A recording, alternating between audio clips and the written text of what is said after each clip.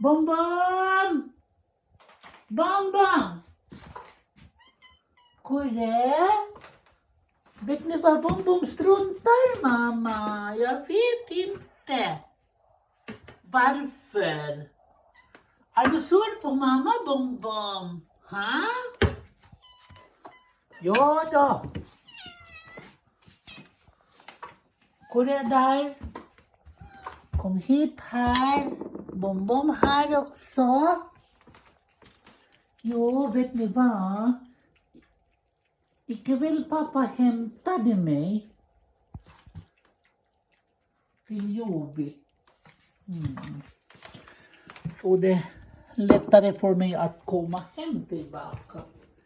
Eftersom pappa har hämtat mamma. Jo, behöver inte att köra cykel, att cykla.